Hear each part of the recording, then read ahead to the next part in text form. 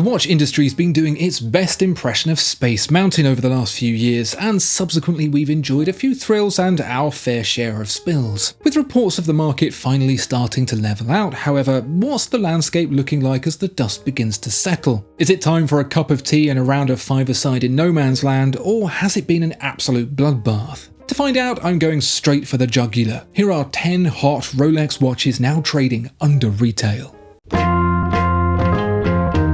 Any Rolex purchase is enough to feel both humbled and blessed about, and what better way to express that feeling than through the medium of clothing. Thankfully, I have just the thing, plus a bunch of other fun stuff available in the link below. It's not only functional, it helps support the channel as well. Thank you. Somehow both ordinary and unusual, the Air-King continues to hang on to its place in the Rolex catalogue by its absolute fingertips. It was safe the whole while the Milgauss was doing runt of the litter duties, but now that's gone, the high-flying potentate is getting a bit of a sweat on. What is it exactly? It's not a plain Jane girl next door Oyster Perpetual. It's not the Chadley Explorer I with its winning smile and questionable past. It's the Air-King. And I don't know what an Air-King is. Especially since there's also the Air Giant, Air Lion and Air Tiger, not to mention the Speed King, Royal King and Tiger King. The fact that I only made up one of those shows what a nonsense it really is. Internet points if you know which in the comments. It's really because the real unfettered history of Rolex is made up of a lot of trial and error, and usually a lot more trial than error. Today's range has been pared back to represent the highlights of Rolex's timeline to date, a greatest hits collection if you will, with the Air-King the proverbial dingleberry. Rolex founder Hans Wilsdorf was nothing if not an opportunist. He'd try anything once, probably. When it came to variations of the Oyster Perpetual rebadged to sell to the armed forces, he'd try it over and over. The Air Something series of watches was created at the end of World War II to honour the brave pilots of the Royal Air Force. By this point, Hans had relocated to Switzerland for tax reasons and had, in true Swiss neutral style, done business with both teams equally. That made the Air-King the commemorative plate of the Rolex collection. There was nothing exceptional about it above an ordinary Oyster Perpetual, it was just rebranded with a shiny new hat. To be clear, the Air-King is not a pilot's watch, it's the decorative tea towel equivalent. Case in point, the current Air-King, now under retail by the way, has nothing to do with the Air. Well, being pedantic, it does, but not exclusively. The controversial Explorer hybrid dial is lifted straight from the dashboard not of Ford's premium SUV, although that would be something, but the ill-fated British land speed record car formerly known as Bloodhound SSC, sponsored by Rolex. Or at least, it was. That was in 2011. The vehicle, mooted to move at 1,000 miles per hour, apparently got stuck in M25 traffic, because it hasn't so much as tickled the land speed record since. To be clear, although I may have implied it, no one died. If they did, it was only through old age or boredom. So although Rolex got fed up and abandoned the project, which had a midlife crisis, got a flash new outfit and now goes by Bloodhound LSR by the way, the Air-King still exists in the collection, complete with that dashboard dial. And now you can buy one with the bonus of not having to contribute to yet another failed English automotive concern. Another anomaly of the Rolex collection that took flight during COVID times is a favourite of the linen trouser wearer, the Yacht-Master. Now part of the official uniform required to board a 200-foot fiberglass bathtub, it was originally inspired by the accomplishments of some intrepid yacht racing explorers. These days, when we think of yachts, we imagine a family of 10 squeezed in between two like-minded billionaires who, for some reason, want to eat dinner in front of the general public. Like, seriously, your boat has more square feet than the Qing Dynasty all-girls line dancing team, and you sit right at the back where the gawping tourist can see what salad you're having. Anyway, the original Yacht-Master of 1964 was a variation of the Cosmograph, but for sailboat captains. It's another example of Rolex's wanton wall-sticking technique, before it committed the chronograph to racing drivers. Rolex watches found their way onto the wrists of record-breaking sailors solo circumnavigating the globe in the 1960s, but by the time Neil, Buzz and the other guy had taken flight, this kind of adventure just didn't cut it anymore. And so the Master of Yachts was stored below decks until 1992, when a different kind of sea needed sailing, the luxury sea. That's right, by the 90s, people didn't wear Rolex watches because they actually wanted to achieve something, they wore them because they wanted people to think they'd achieved something. And that meant bigger, shinier, and more expensive. I've shared this theory before, but it's a corker, so I'll share it again. The guy who took over Rolex when Hans Wilsdorf died, Andre Heiniger, was instrumental in making it what it is today. Where Hans saw the business as a supplier of professional instruments, he pivoted into the luxury game a good decade ahead of the quartz crisis, in a move that ultimately saw Rolex overtake its biggest rival, Omega. He saw the 90s as the golden opportunity to push this particular agenda, and the rumour is he planned to supplant the entire Rolex lineup with luxury replacements. The Daytona came first in 1988, the original hand-wound thing switched out for a shiny, curvy alternative that proved very popular, and the Submariner was to come next, also getting a shiny new suit. The difference is that the old Daytona was a sales disaster, whereas the Submariner was a steady revenue driver, so the decision was made to add this new design to the collection alongside it with a new name instead, Yacht-Master. And it's just as well, since the original Yacht-Master sold as well as a shit-smeared Vision Pro. Ironically, one of the few early adopters was David Beckham, and now he's been relegated to Tudor, so let that be a lesson to you. Nevertheless, to celebrate the 10 millionth Rolex chronometer, Heiniger had a custom Yacht-Master built with a silver dial set with sapphires and diamonds. The closest option matching that colour scheme today is the blue dial in 40mm, a watch that's finally come back under RRP.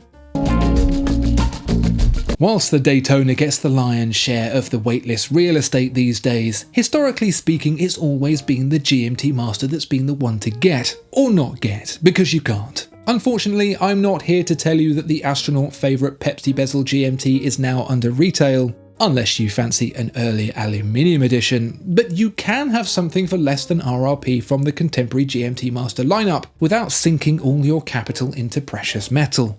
Just some of it. The so-called root beer can be procured entirely in gold, but it's the bimetal option I'm drawing your attention to today. The root beer was part of Andre Heiniger's luxurification of Rolex, bringing in warm tones, precious metals, and a whole load of wrist hair. This was the watch of choice for your well-worn coastal sofa, the towel dweller so tanned it's bordering on cultural appropriation. I wish the nickname for this watch was the Tang, to be honest. The reason astronauts favoured the GMT-Master so much was because it was a favourite of breaker of sound barriers Chuck Yeager. From there on out, anyone who set foot on a plane more questionable than an all-you-can-eat seafood sports bar had a hankering for the Pan Am colours. And of course, of the many commercial partnerships wrapped up in the Apollo 11 moon landings, Tang is perhaps the most famous. It is a highlight of American cuisine, a powdered drinks mix formulated by General Foods Corporation chemists for convenient storage of beverages. Convenient storage of beverages. I'll see you in the comments. Tang inventor William A. Mitchell is also the culinary genius behind Pop Rocks, Cool Whip and Jell-O, but has since retired to presumably a gingerbread house somewhere in the German Black Forest. In any case, I think the orange coloration of those tangy citrus crystals is better suited to the original root beer's colour scheme and feels more appropriate given the aeronautical connection. Oh well. Today's iteration has moved on quite a bit, leaving behind a dial as nipple-rich as a pregnant cat for basically the same as every other ceramic GMT. The gold and orange has been traded for rose gold and brown, although black dominates the palette where it had previously been absent. Nevertheless, it's a step up from the basic steel configuration and is priced brand new as much as the Pepsi on the secondary market. Buy a modern root beer pre-owned and you'll make savings on retail as well. So this Explorer dialed Rolex is actually an Explorer this time, and if you browse through Rolex's website, you'll see it mentioned alongside pictures of Mount Everest, which makes you think it was worn at the peak of Everest, you know, because of the implication. Not only was an Explorer not worn at the peak, it wasn't worn up there at all, because the Rolex that accompanied the expedition, as Rolex very delicately phrases it, was actually an Oyster Perpetual. It was a pretty nifty one at that, equipped with a lubricating oil that wouldn't freeze at the bitterly cold temperatures. It was like 0W30 or some kind of watchmaking equivalent. In a modern age where we can accurately recreate celebrity slappers eating spaghetti, an oil that works cold isn't that much to get excited about. But back then it was a pretty big deal. Whilst it wasn't a Rolex that made it to the peak, it was Rolex that made it to the front page, and although an apology was demanded from true Victor Smiths, by then history was written, and to celebrate this latest addition to the fiction section of Barnes & Noble, Rolex unleashed the Explorer. The 369 dial wasn't present on that Expedition Oyster Perpetual, but it offered some distinction from the slew of watches already based on that time-only format. Don't forget those RAF Celebration watches we mentioned earlier, all sharing the same platform. The summit of Everest was 1953, the same year the Submariner was released, and so some early versions of that watch got the same dial treatment with 3, 6 and 9 too.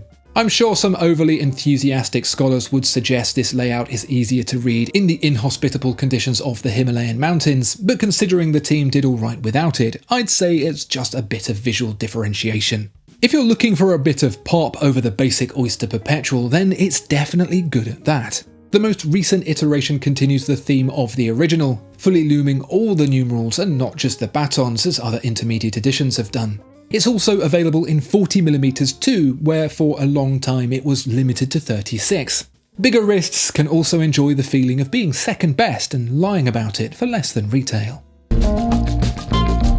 The list of people you see here are my awesome Patreons who join me for some more videos and some good old friendly watch banter. We also talk about you specifically behind your back, so if you want to find out what we've been saying, come join us via the link in the description. Thank you Patreons for Patreoning so Patreonly. Your support is very much appreciated. If 40mm just isn't going to cut it for you, then it's to the Explorer II you need to head, fairly recently re-envisioned in an oversized case at 42mm. Whilst this supersizing, not to mention the washboard hands, isn't everyone's cup of creatine, it certainly drew some waitlists, but thanks to the natural wonder of market readjustment, it's available below retail once again. If the original 50s Explorer was basically a marketing exercise to bring the Oyster Perpetual more in line with the sporty Submariner, the Explorer II was basically the same attempt, but round 2.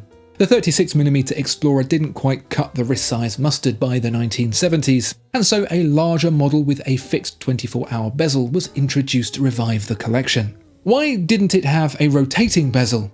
Because then it would have been a GMT-Master. So the story goes, the addition of a fixed 24-hour hand and bezel was to aid the orientation of cave divers at night, so they knew which go around the dial should be the one they slept through.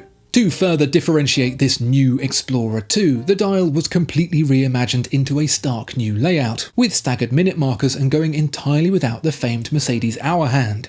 It was a bold new look for Rolex's sport watch collection, and it lasted until 1984 until they ditched it and replaced the Explorer II with a watch that actually looks like a Rolex. The only trace that remains of that psychedelic dial arrangement is the fat 24-hour hand in radioactive orange. It's an iconic indicator that's often been copied, including by Rolex's sister brand Tudor, but still remains synonymous with men who like to push themselves deep into dark, moist holes. The deeper, the better. Although today's 42mm beast isn't the most wrist-diverse of choices, for those intimidated by their own arm, it's one of the better ways to cover up more real estate with Rolex-branded merchandise. But it's not the best way. That accolade goes to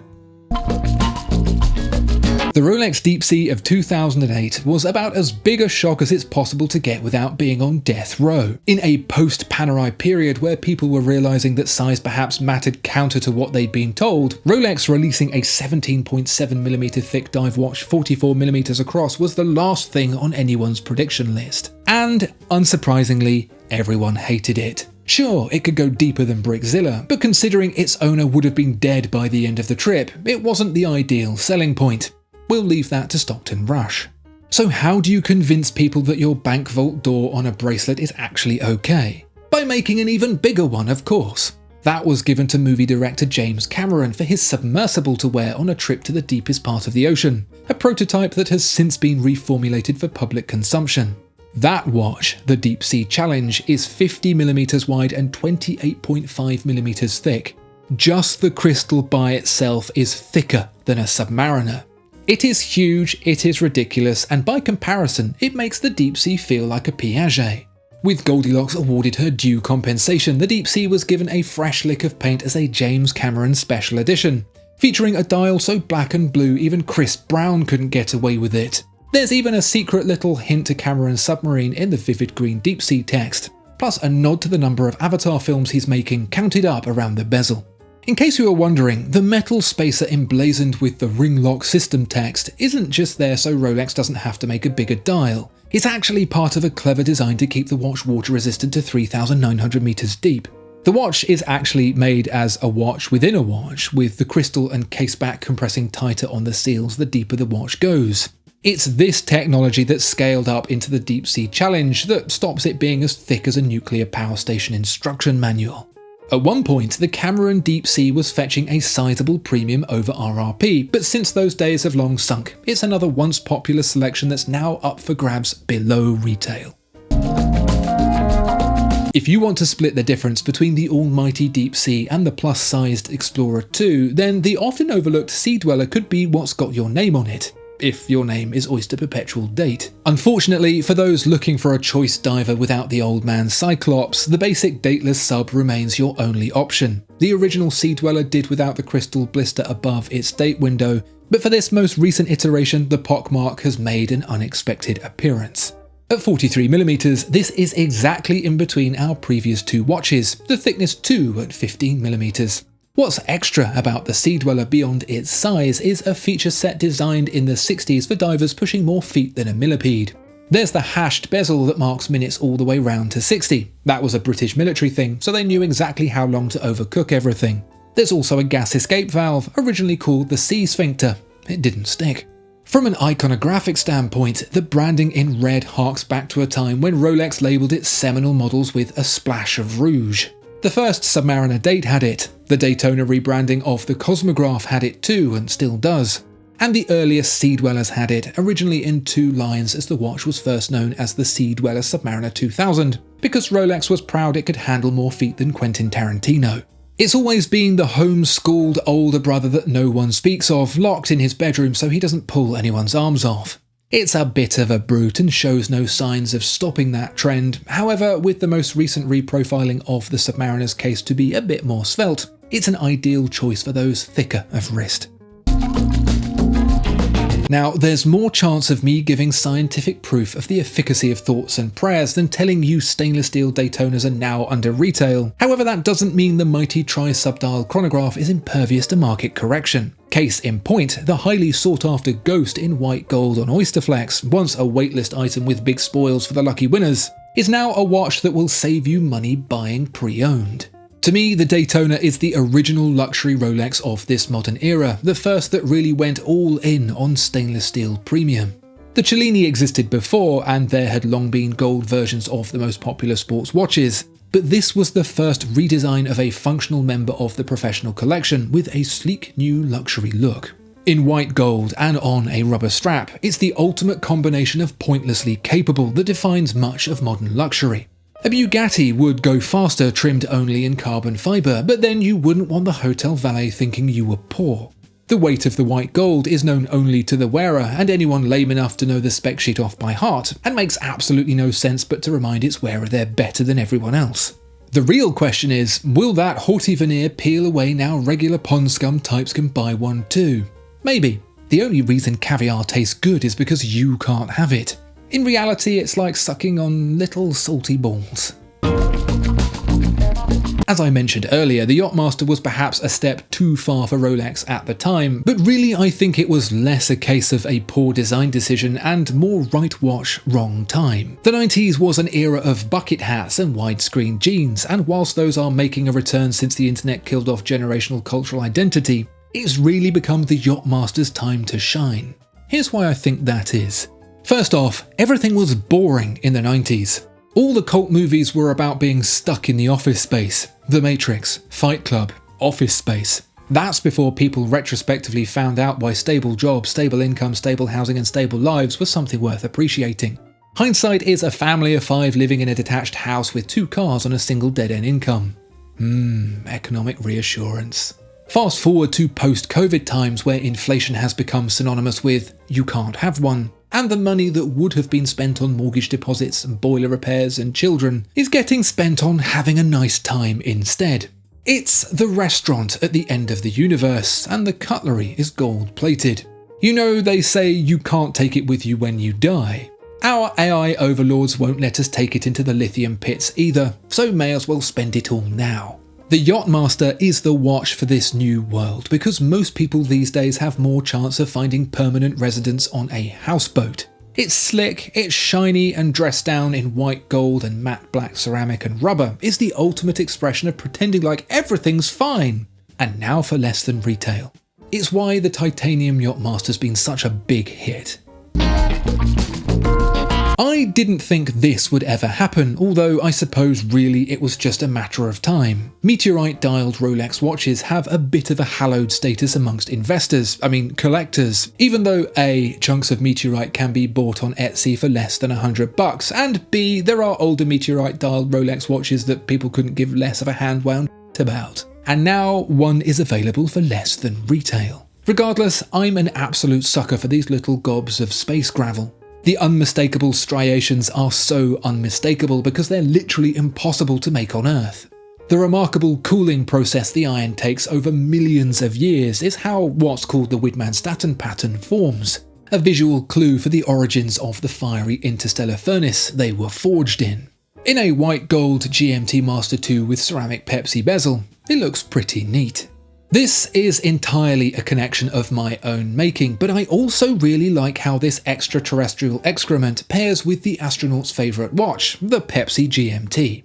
A ceramic Pepsi has actually been worn in space, on the wrist of Air Force pilot Captain Ali Al-Khani aboard the International Space Station, but not the meteorite. If that had happened, we'd reach the coolness singularity and existence would simply cease. Being made of solid iron and rhodium plated so it doesn't rust, meteorite is pretty dang heavy. In dial form, it's not so weighty, so the white gold feels appropriate in bringing that mass back. It's like the whole thing dropped right out of the sky. If owners start exhibiting a thirst for sugar water, you'll know why. For our also ran in this turnaround of market fortunes for the Rolex brand, it seems the watch that got away with it by the sweat of its eyeballs is the Submariner Date, flying so dangerously close to RRP that Tower will give it a number to phone. The dive watch favourite skimmed the top of its list before stabilising out a little over. The reality of this means selling one in anything other than a private sale will net a loss, so there's no longer an incentive for anyone to buy one to just flip. That's a good thing, because for those that want one, the waitlist just opened up. In reality, it's been a gentle realignment, but it does mean those new to the waitlist process won't have so high a number to count to before they get their watch. You may think I'm talking baloney, but I do believe this is where Rolex prefers to be. Sure, it's nice to have a couple of high-flying models like the recently discontinued Celebration dial, razz to everyone who said I was wrong, and the Le Monde Daytona, but for everyone else, we'd like to simply buy watches without becoming the AD's butler for a few years. Rolex seems to understand that happy customers make for better long-term business, increasing production with new facilities to put more watches on wrists. What do you think? Is the market back to normality now, or do you think there are a few more jump scares yet to come? Let me know in the comments, and please do also like and subscribe as well so I can keep on making these videos. Thank you and see you next time.